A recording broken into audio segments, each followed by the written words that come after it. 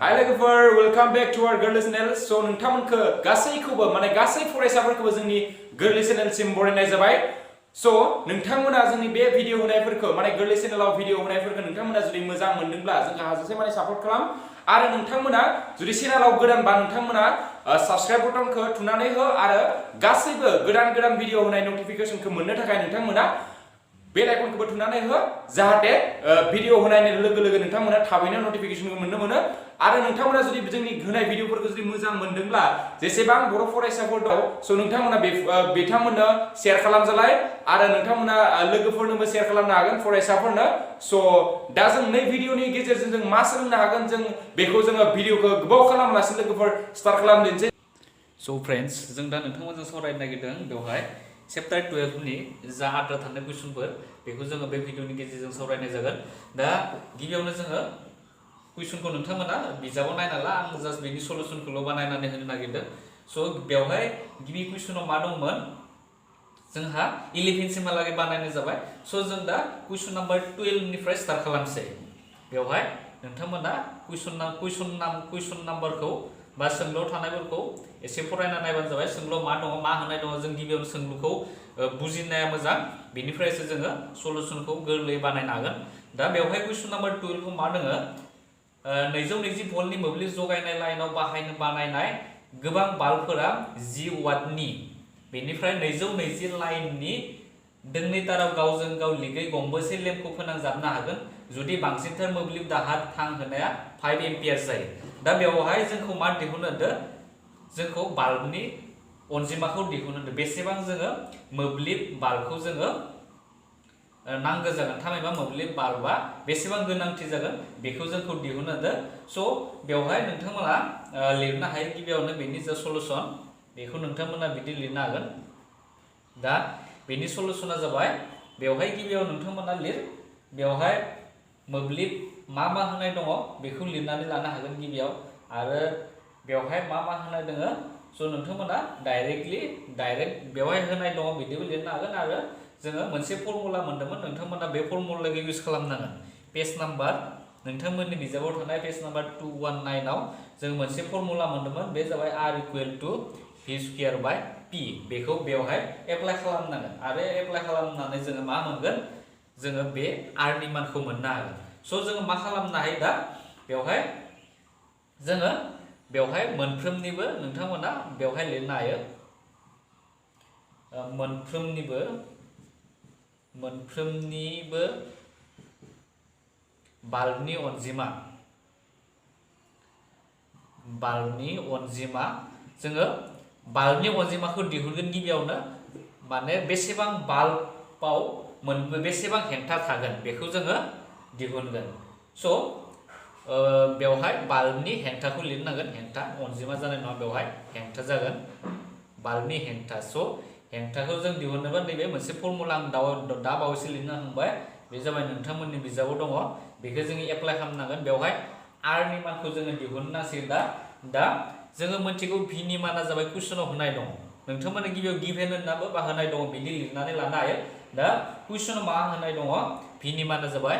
920 vault आरो square जागोन बेनिफ्राय आरो P नि माना जाबाय बेसेबां P नि माना बेवहाय बिजाबाव दङ 10 वाट पावारनि इउनिट जाबाय 10 वाट दा बेखौ लिरनानै लानो नांगोन बेनिफ्राय जोङो 220 खौ जुदि सानजाबो जोङो 220 सानजाबा बेसेबां मोनगोन 48,400 नोंथांमोना बेखौ सानजाबना नायनो हायो बेनिफ्राय डिवाइड बाय 10 बेनिफ्राय बेखौ मा खालामनो हायो जों दा केन्सेल खालामनो 00 बेनिफ्राय मा मोनगोन 48 बेनिफ्राय 40 ओम जोङो मोननो हाबाय R नि मानखौ मोनसे बाल्बआव बेसेबां हेंथा थागोन 4840 हेंथा थागोन बेनिफ्राय जों दा बेवहाय मा दिहुननो होदो जोङो नैबायदि हमबाय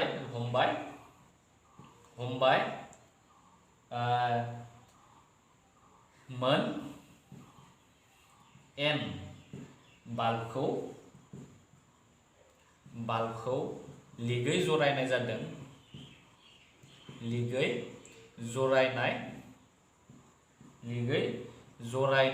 जादों दा बिदि लिरनांगोन गिबियाव सो जोङो बाल्बफोरखौ माने लिकआव लाखिगोन बेनिफ्राय जों दा नैबे N नि मानखौ दिहुननांगौ अब्ला बेसेबां बाल्ब जोंनो गोनांथि जागोन नै n नि मानखौ दिहुनब्लानो जोंना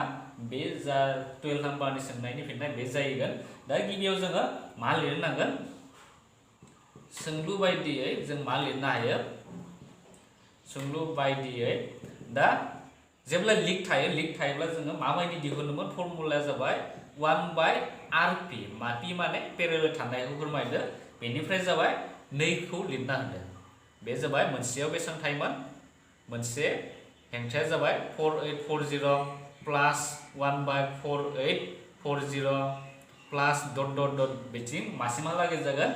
n सिमहालागै जोङो लिरनांगोन जिहेतु n टाइम्सआव लागै जागोन बेखायनो जोङो n सिमहालागै लिरबाय बेनिफ्राय नेक्स्ट मा खालामनाय जोङो 1/rp इक्वल टु जोङो बेवहाय लिरनो हागोन n बाय नोंथांमोना बेखौ दाजाबजोबला गासै n जों समान मोनगोन बेखायनो n होबाय बेनिफ्राय 4840 जोङो बेखौ मोननो हाबाय बेनिफ्राय जोङो नेक्स्ट मा लिरगोन दा स' नेक्स्ट जोङो नोंथांमोना बेखौ क्रस माल्टिप्लिकेशन खालामनाय बेखौ क्रस माल्टिप्लिकेशन खालामबा मा मोननो हागोन आं नोंथांमोननो बिथिं दिन्थिनो हाबाय स' rp इक्वल टु जोङो बे 4840 सायाव थांबाय डिवाइड बाय n बेखौ जोङो मोननो हागोन rp 4840 n बेखौ जों मोनबाय बेनिफ्राय आरो कुइसनाव मा होनाय दङ कुइसनाव जाबाय जोङो दा बेवहाय rp नि मानखौ दिहुनना लाग्रो गिबियाव स' दा नोंथांमोना बेसिमहालागै बुजिखाबाय जानांगौ आरो नेक्स्ट आं बेखौ खोमोरनानै होनोसै सिगांनिखौ बेनिफ्राय जों मा लिरनो हायो दा जोङो आरो मा होनबावनाय दं कुइसनाव जाबाय v इक्वल टु 224 आरो मोनसे कारेन्ट होनाय दङ 5 एम्पियार स' बेनिफ्राय जोङो मा दिहुननो हायो आरोबाव लिरनो हायो नोंथांमोना बेवहाय आरोबाव बेसिमहालागै नोंथांमोना बुजिखाबाय 48 बे जाबाय 40 आरोबाव जोङो मोनथिनो हायो मा rp इक्वल टु मा मोनगोन जोङो v बाय i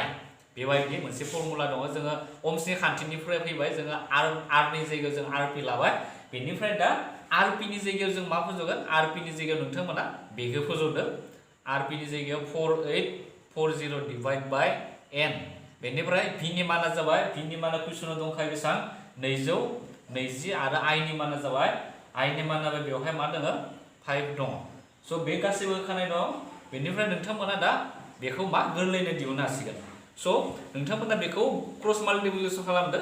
4840 जों 5 जों सानजाबा बेसेबां जायो बेखौ नोंथांमोना सानजाबना नायनो हायो बेनिफ्राय सानजाबा बेसेबां मोनगोन बेखौ सानजाबा नैबे जाबाय 220 n इक्वल टु बे जागोन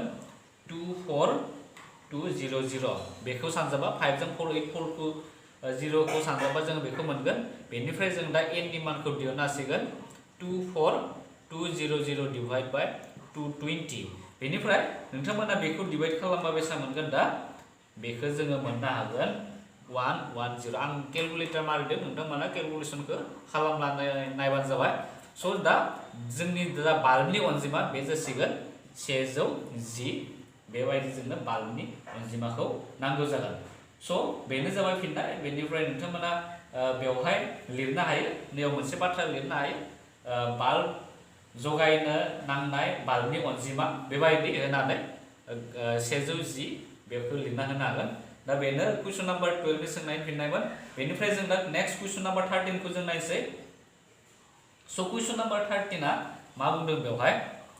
नोंथांमोना कुइसन नाम्बार 13 नि जा कुइसन बेखौ फरायनानै बेनिफ्राय गिबियाव बुजिग्रोना ला बेवहाय कुइसन नाम्बार 13 मा होनाय दं कुइसन नाम्बार 13 आव मोनसे मोब्लिब अर्डारनि गंसे गुदुं बिलाइखौ मोनसे 220 भल्ट लाइनजों फोनांजाबनाय मोननै हेंथा कइल A आरो B मोनफ्रोमबो 24 ओम हेंथा थायो बबे मोनसेखौ लारियै एबा लिगै आलादायै बाहायनो हागौ मोनथामबोनि बिथिङाव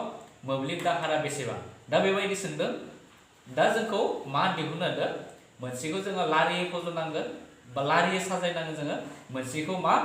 लिगै साजायनांगोन आरो मोनसेखौ आलादायै जुदि साजायोब्ला जोङो बिसोराव मा बेसेबां मोब्लिब दाहार मोननो हागोन बेखौ जोंखौ दिहुननो होदों दा गिबियावनो जोङो मा लिर बेवहाय गिबियावनो जोङो दिहुननोसै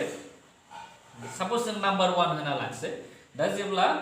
नोंथांमोना लिरनो हायो बेवहाय जेब्ला बेवहाय मा दङ कइल A आरो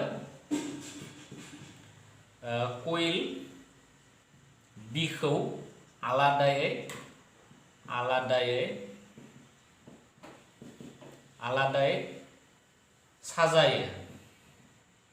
साजायो अब्ला मा मोनगोन जों दा आलादायै साजायबा बेवहाय R नि माना बेसेबां होनाय दङ R नि माना जाबाय 24 ओम होनाय दङ बेनिफ्राय आरो मा होनाय दङ V नि माना जाबाय 220 भल्ट 220 V होनाय दङ बेनिफ्राय देयरफोर जोङो मा दिहुननो हागोन ohmsनि खान्थि बाहायनानै नोंथांमोना बेयाव बाथ्रा लिरनाय ohmsनि खान्थि बाहायनानै जों मोननाय बिदि आं डाइरेक्टलि लिरबाय बेवहाय V/R V नि माना जाबाय 220 R नि माना जाबाय 24 बेखौ नोंथांमोना केलकुलेसन खालामनायनि उनाव मा मोनगोन जोङो इक्वल टु जों मोननाय 9.167 आरो इउनिटआ जागोन एम्पियार दा बे जाबाय जेब्ला जोङो कइल A आरो कइल B खौ आलादायै सेपारेटलि जोङो कानेक्ट खालामनाय जागोन अब्ला I नि माना जागोन 9.167 बेनिफ्राय नेक्स्ट जोङो नाम्बार 2 जोङो दिहुननोसै जेब्ला मोननै नेव लिरनो हागोन मोननै कइलखौ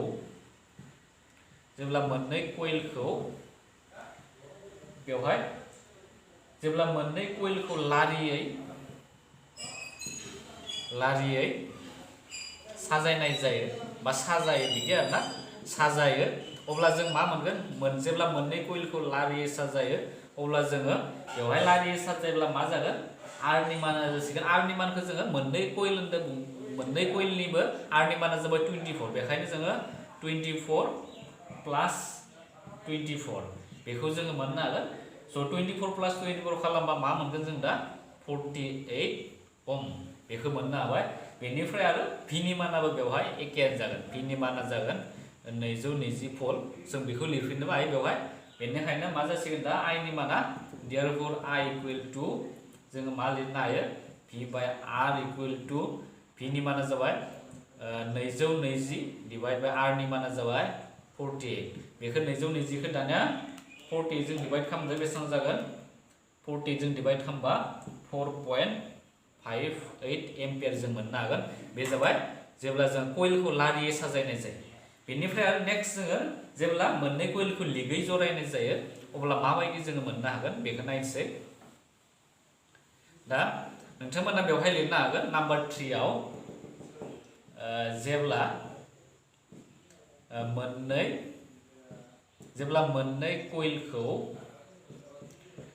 मोननै कइलखौ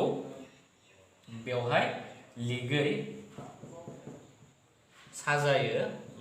साजायो अब्ला जोङो मा मोननो हायो बेवहाय लिगै साजायोब्ला R नि माना एसे बेलेग जागोन स जोङो बेवहाय मा लिरनो हागोन 1/R इक्वल टु बेवहाय 1/24 बेवहाय दंमोन प्लस 1/24 दा मोननै R नियाबो मा R नि माना समान बेखायनो जोङो जुदि साजायोब्ला जोंना फर्मुला बिदि जायोमोन बेनिफ्राय नोंथांमोना बेखौ सल्व खालामबा बेसेबां मोनगोन 24 बेवहाय मोनगोन 1 + 1 बेनिफ्राय बेवहाय 2/24 बेनिफ्राय बेखौ जोङो 1/ मा लिरनो हायो 12 देयरफोर जोङो R नि मानखौ बेसेबां मोनगोन दा R नि माना जाबाय 12 ओम बेनिफ्राय I नि माना मा जागोन therefore I equal to V/R V नि माना बेसेबां जागोन दा V नि माना जाबाय सिगाङावनो होखानाय दङ 220 आरो R नि माना जाबाय 12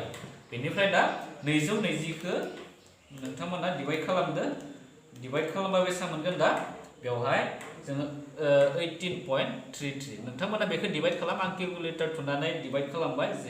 जाहाथे स्पिड जायो बेनिखाय केलकुलेटर इउज खालामदों दा नोंथांमोना बेखौ राननोथ' रोंखागोन आरो जुदि रोङाब्ला नोंथांमोना सोंहरनो हागोन डिवाइड खालामनाय माबाफोर कनफ्यूज जादोंबा स नोंथांमोना क्लास 10 हिसाबै बेफोरखौ रोंखानाया मोजां बेनिफ्राय जों दा 18.33 एम्पियार मोननो हागोन दा क्वेश्चन नम्बर 3 नि सलुशना बेफोरनो बेनिफ्राय जोङो दा क्वेश्चन नम्बर 14 खौ नायनोसै क्वेश्चन नम्बर 14 आव मा होनाय दङ क्वेश्चन नम्बर 14 लिरनो हागोन बेयाव सलुशना मा जागोन दा क्वेश्चन नम्बर 14 आ जाबाय बेवहाय नोंथांमोननो क्वेश्चनखौ आं दिन्थिनानै होनोसै आरो नोंथांमोना बिजाबाव नाय खालामनो हागोन क्वेश्चन नम्बर मा दंमोन जोंना क्वेश्चन नम्बर 14 दा कुइसन नाम्बार 14 आव मा दङ आं नोंथांमोननो दिन्थिना होनोसै बेवहाय नोंथांमोना नुनो मोनखादों खोमा बिजाबाव दा बेवहाय दङ कुइसन नाम्बार गाहायाव होनाय सोंखन्थाइनि मोनफ्रोमबो 2 ओम हेंथाग्रायाव गोहो बाहायनायखौ रुजु बेनिफ्राय 1 नाम्बाराव दङ 1 ओम आरो 2 ओम हेंथाग्राफोरजों मोनसे 6 भल्ट बेटारिखौ लारियै आरो 2 नाम्बाराव दङ बिदि दङ दा बेबायदि कुइसना होनाय दङ स' नोंथांमोना बेखौ गावबा गावनि बिजाबाव मोननो हाखागोन स' बेनिफ्राय जों दा बेनि सलुसनखौ बानायनोसै कुइसन नाम्बार नैबे 14 नि जों सलुसनखौ बानायनोसै बेनिफ्राय जों दा नोंथांमोना बेवहाय लिरनो हायो कुइसनखौथ' बुजिखाबाय जानांगौ बेनिफ्राय बेवहाय जोङो 1 नाम्बारखौ बानायग्रोगोन गिबियावनो दा 1 नाम्बारनि सोंनायनि फिननायखौ लिरनो थाखाय नोंथांमोना गिबियाव कुइसनखौ बुजिनाया मोजां दा बेवहाय मा कुइसन 1 आव मा दंमोन कुइसन 1 बेवहाय 14 नि 1 आ जाबाय बेवहाय 1 ओम आरो 2 ओम हेंथाग्राफोरजों मोनसे 6 भल्ट बेटारिखौ लारियै साजायनाय जादों बेखायनो जुदि लारियै साजायोब्ला जोङो गासै हेंथाखौ नोंथांमोना बेखौ लिरनो हायो सोंखन्थाइखौ लारियै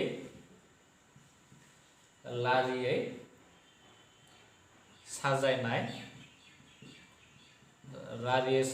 जादों बेनिफ्राय जोङो लारियै जुदि साजायोब्ला जोङो आरखौ मोननो हागोन गासै हेंथाया बेसेबां जागोन आरखौ बेवहाय मा दङ 1 ओम आरो 2 ओम दंमोन स' जोङो बेखौ मा प्लास खालामनांगोन लारियैबाथाय जोङो प्लास खालामब्लानो जाबाय जोङो 3 ओम मोननो हागोन बेनिफ्राय आरो बेवहाय भि नि माना होनाय दङ भि नि माना बेसेबां दङ बेवहाय 1 नाम्बाराव 6 भल्ट बेनिफ्राय जों दा दाहारखौ जोङो दिहुननो हागोन देयरफर I इक्वल टु मा मोननो हागोन V बाय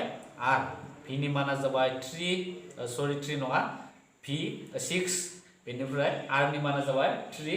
बेनिफ्राय जोङो I नि मानखौ 2 एम्पियर जों मोननो हाबाय बेनिफ्राय नोंथांमोना बेखौ गोसो लाखि जों दा बेखौ मा दिहुननांगौ पावारखौ दिहुननांगौ गोहो बेसेबां गोहो सोमजिगोन बेखौ दिहुननो आरो जेब्ला लारियै साजायनाय जायो अब्ला जोङो नोंथांमोना बेवहाय माखौ इउज खालाम नोंथांमोना फर्मुला मोनसे दङ बे फर्मुला नोंथांमोननि बिजाबावनो दङ बेखौ नोंथांमोना गोसोआव लाखि पेज नाम्बार बेयावनो दङ पेज नाम्बार बैयाव मोनगोन नोंसोर 219 आव मोनगोन नोंथांमोना बेखौ फर्मुलाखौ स' बेनिफ्राय जों मा लिरनो हायो P equal to I square R जेब्ला लारियै साजाय नोंथांमोना बे फर्मुलाखौ इउज खालाम बेनिफ्राय दा मानफोरखौ फज'ना होदो I माने 2 एम्पियर जों मोनबाय स' 2 स्क्वायर 2 आ माव दङ स्क्वायर जागोन R नि माना जाबाय 3 2 स्क्वायर माने मा बे जागोन 4 बेनिफ्राय बे जाबाय 4 बेनिफ्राय इनटु बेसेबां जागोन दा इनटु R नि माना बेसेबां जागोन R नि माना जाबाय बेवहाय बे जासिगोन 3 जासिगोन स' जोङो मोननो हायो बेवहाय 12 वाट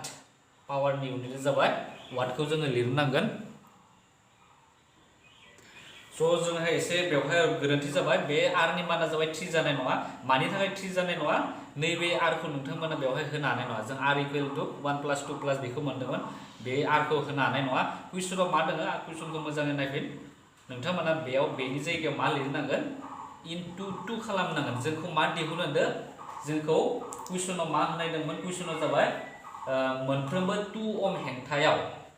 गोहोआ बेसेबां जागोन बेखौ दिहुनदो स' नोंथांमोना बेवहाय मोनसे बाथ्रा लिरनो हायो बेयाव सिगाङाव मा लिर मोनफ्रोमबो 2 ओम हेंथायाव गोहोनि माना 2 ओमनि थाखाय नैबे 2 फैबाय बेनिफ्राय 2 इनटु 2 मा जागोन 4 इनटु 2 बेनिफ्राय जासिगोन 8 वाट दा एन्सारा जाबाय बेसो जागोन नैयाव नोंथांमोना नैबे 3 खौ फज'नो नाङा दा बेखौ फज'ब्ला गोरोन्थि जागोन बेनिफ्राय जों दा नेक्स्ट कुइसन नाम्बार 2 खौ नायनोसै कुइसन नाम्बार 2 मा जागोन जुदि बेखौ लिगै जुदि साजायोब्ला नैयाव नोंथांमोना कुइसन नाम्बार 2 लिरनो हागोन बेनिफ्राय बेयाव जाबाय लिगै जुदि साजायोब्ला मा खालामो सोंखन्थाइखौ लिगै जुदि साजायनाय जायोब्ला जोङो बेवहाय लिरनो हायो देयरफर 2 ओम हेंथायाव गोहोआ बेसेबां जागोन गोहोआ जागोन बेनिफ्राय फर्मुलाया मामोन जोंना जुदि लिगै जुदि थायोब्ला नैबे फर्मुलाखौ इउज खालामबानो जाबाय V square P equal to V square by R बेनिफ्राय V माने कुइसनाव होनाय दङ 4 स्क्वायर बेनिफ्राय R नि माना जागोन बेवहाय नैबे 2 आ जासिगोन बेनिफ्राय 4 स्क्वायर माने 16 डिवाइड बाय 2 बेखौ जोङो मोनगोन 8 बेवहाय 1 दा एन्सार जागोन बायदि क्वेश्चन नम्बर 14 नि क्वेश्चन नम्बर 2 आ 8 1 जागोन मोननैनिबो माना 8 1 आनो जागोन बेनिफ्राय जों दा क्वेश्चन नम्बर 15 खौ नायसै क्वेश्चन नम्बर 15 क्वेश्चन नम्बर 15 नि सलुशना मा जागोन बेवहाय क्वेश्चनाव मा होनाय दं आं नोंथांमोननो क्वेश्चनखौ दिन्थिनानै होनोसै दा बेवहाय नुनो मोनखादों नोंथांमोना क्वेश्चनखौ नुनो मोनखादों जानांगौ बेवहाय मा दङ गंनै लेम्प गंसेखौ 220 भल्ट आव 100 वाट आरो गुबुन गंसेखौ 220 भल्ट आव 60 वाटखौ मोब्लिबनि गुदि दैथायग्राजों लिगि फोनांजाबनाय जादों जेब्ला थाखाथि दैथायनाया 220 भल्ट जायो अब्ला बेसेबां मोब्लिब दाहार मोननो हागोन दा बिदि होनाय दङ जों बेखौ मा खालामनांगौ बेवहाय मा दिहुननो होदो क्वेश्चनखौ मोब्लिब दाहारखौ दिहुननो होदो बेसेबां टोटेल मोब्लिब दाहारा बेसेबां जागोन दा बेखौबो जोङो गोरलै दिहुननो हायो दा गिबियाव नोंथांमोना मा लिरनांगोन बेवहाय दा बेवहाय नोंथांमोना नैबायदि लिरना ला बेवहाय मा दङ क्वेश्चना गंनै लेम्प दङ स गंनै लेम्पखौ जोङो बेबायदि लिरबाय गंसे से नं दा बिदि लिरनो हायो आरोना नोंथांमोना से नं लेम्पनि थाखाय लेम्पनि थाखाय से नं लेम्पनि थाखाय बेसेबां जागोन दा नोंथांमोना बेखौ बुजिस्लाबा जानो हागौ नाम्बार 1 खौ बुंदो बेनिफ्राय से नं लेम्पनि थाखाय जोङो बेवहाय मा होनाय दङ P1 आ जाबाय क्वेश्चनाव होनाय दङ 100 जोङो 200 बेवहाय 200 दङ बेवहाय क्वेश्चना जाबाय 200 100 वाट आरो बेवहाय P आ दङ बेसेबां 220 भल्ट बेनिफ्राय जों दा बेनिफ्राय मा दिहुनगोन I नि मानखौ दिहुननो हागोन देयरफॉर दाहार I1 आ बेसेबां जागोन दा फर्मुलाखौ नोंथांमोना इउज खालामदो P1 बाय P बेबायदि मोनसे फर्मुला दंखायो बेनिफ्राय P माने 100 डिवाइड बाय 220 बेखौ डिवाइड खालामब्ला बेसेबां मोनगोन दा आं डाइरेक्टलि लिरना होनोसै बेवहाय 0.455 एम्पियारखौ मोननो हागोन बेनिफ्राय नेक्स्ट जोङो 2 नं लेम्पनि थाखाय जों मा मोनगोन दा बेवहाय P2 आ मा होनाय दङ P2 आ जाबाय 60 वाट बेनिफ्राय आरो P आबो एखेयानो होनाय दङ 220 भल्ट दा बेनो जागोन बेनिफ्राय देयरफॉर दाहारा मा जागोन दाहार I2 equal to P2 bye P P2 नि माना जाबाय 60 डिवाइड बाय 220 आरो बेखौ जोङो डिवाइड खालामब्ला मोननो हागोन बेसेबां 0.273 एम्पियार बेनिफ्राय दा देयरफॉर गासै दाहारा जागोन नोंथांमोना गासै दाहारखौ बे मोननैखौ प्लास खालामना होदो अब्लाना I नि मानखौ मोनबाय गासै दाहारा बेसेबां जागोन I1 प्लस I2 खालाम I1 नि माना जाबाय 0.455 प्लस 0.273 आरो बेखौ प्लास खालामदो नोंथांमोना स प्लास खालामसै जों दा 0.455 प्लस 0.273 बेखौ प्लास खालामबा जोङो मोननो हागोन 0.728 बेवहाय एम्पियार लिरबानो जाबाय एन्सारा जाबाय बेनो एन्सार दिहुननो गोनां एन्सारा जाबाय बेनो गासै दाहारा जागोन 0.728 बे जाबाय फिननाय बेनिफ्राय जों दा नेक्स्ट क्वेश्चनखौ सावरायनोसै क्वेश्चन नम्बर 16 दा क्वेश्चन नम्बर 16 मा होनाय दङ क्वेश्चन नम्बर 16 खौ नोंथांमोना दिन्थिना होनोसै क्वेश्चनखौ बेवहाय क्वेश्चना जाबाय बिदि टिभिनि थाखाय 1 घन्टायाव 250 वाट आरो मोब्लिब दाहारजों हांग्रा दाजेमनि थाखाय 100 मिनिटाव 1200 1200 वाट बबे बांसिन शक्ति थामहिनबा नैबे टिभि आरो हांग्रा दाजेमनि गेजेराव मा मोनसेया बांसिन शक्ति बेखौ जोंखौ दिहुननो होदो स जोंखौ बेखौ दा केलकुलेसन बानायनोसै बेनिफ्राय दा 16 नाम्बारखौ बुजिखाबाय क्वेश्चनखौ बेनिफ्राय दा बेवहाय लिरनो हायो जों क्वेश्चन नम्बर 16 आव मा खालामनांगौ दा गिबियाव नोंथांमोना बेवहाय लिरनो हागोन टिभिनि थाखाय बेवहाय लिर टिभिनि थाखाय मा जागोन टिभिनि थाखाय पावारा बेसेबां होनाय दोङो पावारा जाबाय 250 वाट बेनिफ्राय आरो टाइमा होनाय दङ बेसेबां टाइम बा T1 खौनो जों हमनोसै पावार टिभिनि थाखाय टाइमा बेसेबां होनाय दङ बेवहाय 1 घन्टा 1 घन्टा दोङो जों बेखौ घन्टाखौ सेकेन्डआव जों लांनांगौ बेनिफ्राय सेकेन्डआव लांबा मा जागोन 60 * 60 इक्वल टु बेसेबां जागोन 3600 सेकेन्ड बिदि जाबाय बेनिफ्राय जों दा मा दिहुनगोन शक्ति देयरफोर शक्तिया जागोन बेवहाय जों लिरनो हायो बेवहाय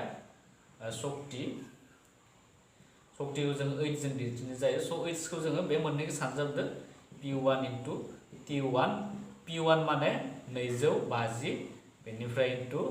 3600 सो बेखौ जों सानजाब्ला मा मोनगोन दा आं नोंथांमोननो केलकुलेटरनि गेजेरजों सानजाबना भेलुखौ लिरनोसै 250 * 3600 सानजाबा जों मोननो हागोन 9 1 2 3 4 5 बेवहाय इउनिटखौ नोंथांमोना जुल लिरनो नांगोन 9 लाख जों मोननो हागोन बेनिफ्राय नेक्स्ट क्वेश्चना जाबाय नेक्स्ट पार्टआ जाबाय बेवहाय लिरनांगोन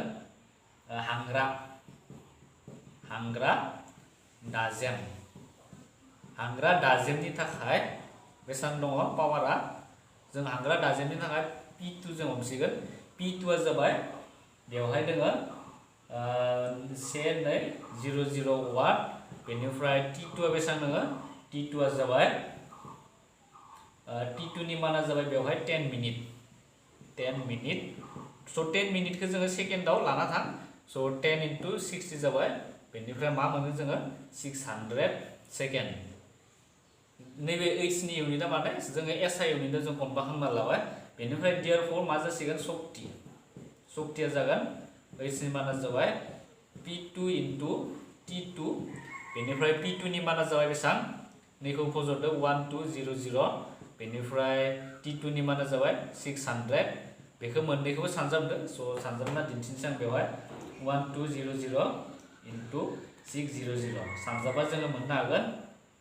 721234 बेनिफ्राय बेवहाय जोङो लिरनांगोन जुल दा मोननै भेलुखौबो जोङो कम्पेयार खालामनानै बेवहाय 9 लाखसा बांसिन ना 7,20,000 बांसिन दा बे मोननैबो शक्तिखौ जुदि रुजुना नायबा नैबे टिभिनि थाखाय जा बाहायनाय शक्ति बेयो बांसिन बेखायनो बेवहाय लिरनांगोन देयरफोर टिभिनि शक्तिया हांग्रा दाजेमनि रुजुनायाव बांसिन बेबायदि जोंखौ बांसिन माबा मोनसे बांसिन जोंखौ बेखौ लिरनो होदो दा क्वेश्चन नम्बर 16 नि फिननाया जाबाय बेनोमोन बेनिफ्राय जों दा नेक्स्ट क्वेश्चन नम्बर 17 खौ नायनोसै क्वेश्चन नम्बर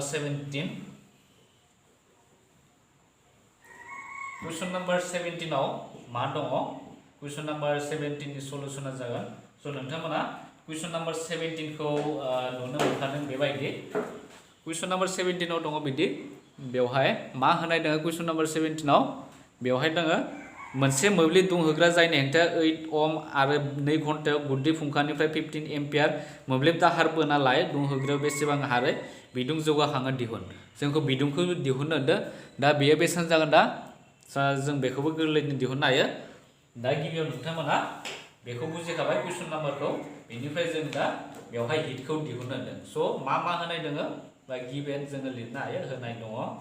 बेनिफ्राय आर नि माना होनाय दङ आर नि माना जाबाय 8 ओम होनाय दङ 8 ओम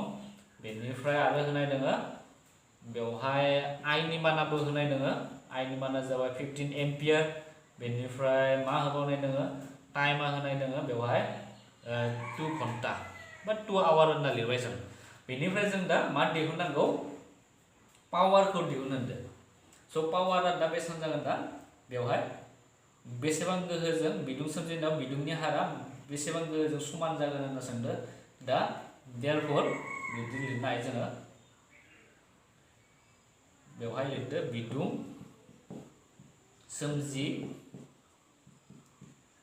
सोमजिहोग्रायाव बिदुं सोमजिहोग्रायाव सोमजिनाय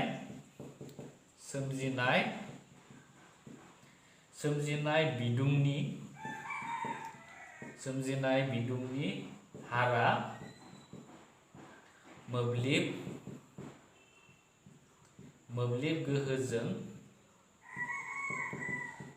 गोहोजों समान स' नैबे जा बिदुं सोमजिगोन हिट सोमजिगोन बेयो नैबे पावारजों समान होनना बुङो स' बेखायनो जों मा लिरनो हायो P इक्वेल टु जों फर्मुला मोनदोंमोन I स्क्वायर R बेनिफ्राय दा मानखौ फज'दो I नि माना जाबाय बेसां 15 स्क्वायर इनटु आरो R नि माना जाबाय 8 बेनिफ्राय बेवहाय लिरनांगोन जों केलकुलेटर जों इउज खालामना दिन्थिनोसै स' 15 स्क्वायर जुदि खालामबा बेसां मोनगोन इनटु 8 जुदि खालामब्ला जोङो बेनि फिननायखौ मोनगोन 1800 आरो बेनि जा इउनिटखौ नोंथांमोना बेवहाय लिरनांगोन जुल बेवहाय लिरदो आरोना जुल बेनिफ्राय घन्टा थामहिनबा जों बिदि लिरनो हायो सर्टकाटआव जुल घन्टा बा जुल आवार बिदि जों लिरनो हायो स' 17 नाम्बारनि जा कुइसननि एन्सार बेनोमोन जोबोर गोरलै आरो जोबोर गुसुं बेनिफ्राय जों दा नेक्स्ट कुइसनखौ नायनोसै नेक्स्ट कुइसना जाबाय बेवहाय मा होदो कुइसन नाम्बाराव आं नोंथांमोननि कुइसनखौ दिन्थिना होनोसै बेवहाय 18 नाम्बाराव दङ बेबायदि दङ गाहायाव होनायफोरखौ बेखेवनो होदो ए नाम्बाराव बिदि दङ बि नाम्बाराव बिदि दङ सि नाम्बाराव बिदि दङ डि नाम्बाराव बिदि दङ इ नाम्बाराव बिदि दङ स' आं नोंथांमोननो बे फिननायखौ नोंथांमोननो स्क्रिनाव दिन्थिनानै होनाय जादों स' बेबायदि दा नोंथांमोना बेनि एन्सारखौ कुइसननि जा फिननाय बेखौ भिडिअखौ पस्ट खालामनानै लिरना लानो हागोन बेनिफ्राय दा बेनोमोन बे चेप्टार 12 नि जा सावरायनो गोनां लेखा सिङाव थानाय बा एक्सारसाइजआव थानाय सोंथिनि फिननायफोरा बेखिनियानोमोन आरो जुदि बे सोंथिफोराव माबाफोर जुदि बुजि मोनै सोंलुफोर दंबावोबा बा इम्पर्टेन्ट कुइसनफोर दंबावोबा सावरायनो गोनां नोंथांमोना कमेन्टआव सोंहरनो हागोन स' उननि भिडिअ जोङो थाबैनो लोगो मोनगोन गोदान मोनसे भिडिअ लानानै स' नोंथांमोना नुनो मोनबाय दे नै भिडिअआ जोंनिया माबोरै जाखो स' नोंथांमोना जुदि भिडिअखौ जुदि मोजां मोनदोंब्ला बा सोलोंनाय बायदि मोनदोंब्ला नोंथांमोना प्लिज जोंनो अननानै नोंथांमोना लाइक बटनखौ थुनानै हो आरो मायबाफोर सोंनो दङब्ला नोंथांमोना कमेन्ट बक्सआव सोंनो हागोन सिम्पलि जों नोंथांमोननि एन्सारखौ सानफ्रोमबो होनो गारनाय थाबैनो होनो गारनाय जों सानफ्रोमबो रेडिखा नोंथांमोना बेबायदिनो जोंनो सोंहरबाय थानो हागोन आरो नोंथाङा जुदि चेनेलाव जुदि गोदानबा जोंखौ सापर्ट खालामोबा नोंथांमोना चेनेलखौ साबस्क्राइब खालामना हो आरो बे नटिफिकेसन बेलखौ थुनानै हो जाहाथे गोदान भिडिअ होनायखौ नोंथाङा नुनो मोनो स' बे भिडिअनि गेजेरजों जों नोंथांमोननिफ्राय दा बिदाय लानोसै गोदान भिडिअ नोंथांखौ जोङो थाबैनो लोगो मोनफिनगोन होननानै बे भिडिअनिफ्राय बिदाय लानोसै स' गोजोनथों लोगोफोर बाय बाय